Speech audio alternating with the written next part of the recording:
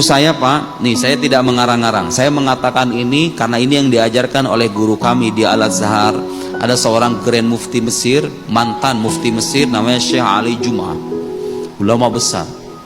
Di salah satu kitabnya, judulnya itu At-Thariq Ilallah, beliau mengatakan begini: semua ibadah anak cucu Adam itu bainal qabul warrad, itu antara diterima dan enggak diterima. Bapak sholat ini subuh ini bisa jadi diterima sama Allah, bisa jadi kagak. Saya ceramah begini nih, bisa jadi pahalanya diterima sama Allah, bisa jadi enggak. Semua ibadah kita begitu, sodako, puasa, ngaji, hadir majlis taklim, semua ibadah kita begitu, bisa jadi diterima, bisa jadi enggak. Satu-satunya Pak, satu-satunya ibadah dalam Islam yang udah pasti diterima, hatta dari orang fasik sekalipun, kata beliau, hatta dari orang fasik sekalipun, tukang mabuk misalnya, ya, apalagi misalnya, sebutlah kefasikan-kefasikan itu. Orang fasik kalau melakukan ibadah ini pasti Allah terima. Apa itu? As-salah ala Nabi sallallahu alaihi wasallam, bersalawat kepada Nabi sallallahu alaihi wasallam. Kenapa kata beliau? Kenapa? Karena ini ibadah berkaitan langsung dengan kekasih Allah. Janabin Nabawi Syarif, ya, kekasih Allah yang mulia.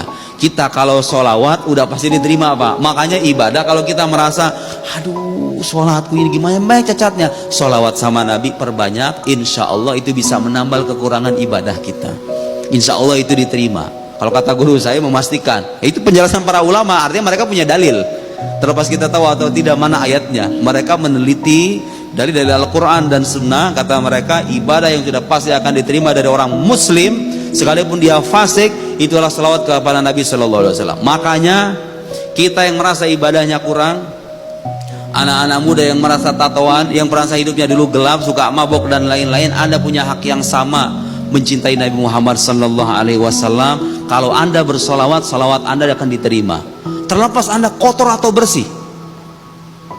Karena sosok yang Anda salawati adalah kekasih Allah yang mulia Sallallahu Alaihi Wasallam. Kalau Bapak baca ayat Al-Quran dari mulai Al-Fatihah sampai An-Nas, nih buka ayat Al-Quran ya, Al-Fatihah sampai An-Nas, tidak pernah ada Pak, tidak pernah ada Nabi disebutkan secara jelas oleh Allah Subhanahu wa Ta'ala dalam Al-Quran, innallaha, sesungguhnya Allah. Lihat, Allah, bukan cuma Allah saja, wa malaikatahu, malaikatnya. Kurang besar apa itu? Kalau Allah saja sendiri melakukan ini sudah cukup menjadi bukti kebesaran. Ini Allah nggak cukup mengatakan dirinya, innallaha wa malaikatahu, Allah para malaikatnya, yusalluna 'alan nabi, berselawat kepada Nabi, ya ayyuhalladzina amanu, wahai orang-orang beriman, sallu alaihi wasallimu taslima, berselawatlah kepada beliau. Allah selawat sama Nabi gimana maksudnya? Nah, ulama beda pendapat, tapi saya berikan pendapat yang saya pelajari dari guru saya. Selawat Allah kepada Nabi pastinya tidak seperti kita. Kita akan baca salawat Allahumma sholli ala sayyidina Muhammad dengan ucapan Allah bersalawat, artinya Allah menjadikan Nabi atau mencurahkan kepada Nabi rahmat khusus, sehingga dengan curahan rahmat khusus itu Nabi menjadi rahmat bagi seluruh alam. Wa ma arsalnaka illa rahmatan lil alamin.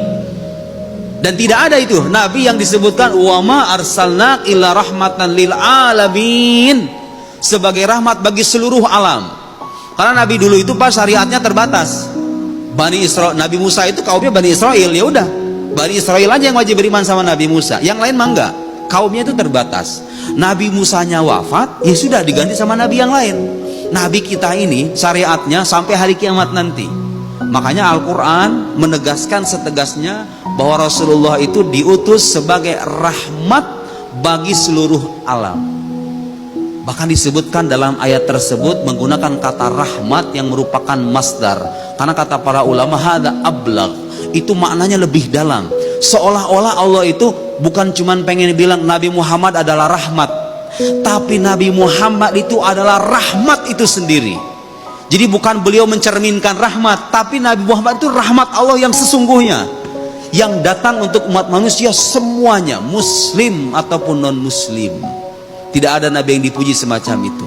Tidak ada Nabi yang dipuji oleh Allah sehingga Allah menegaskan dia malaikatnya bersalawat kepada Nabi, artinya mencurahkan rahmat dengan pencurahan rahmat yang khusus yang menjadikan yang makhluk paling mulia sejagat raya sebagai rahmat bagi seluruh alam semesta, Nabi kita Muhammad sallallahu alaihi wasallam.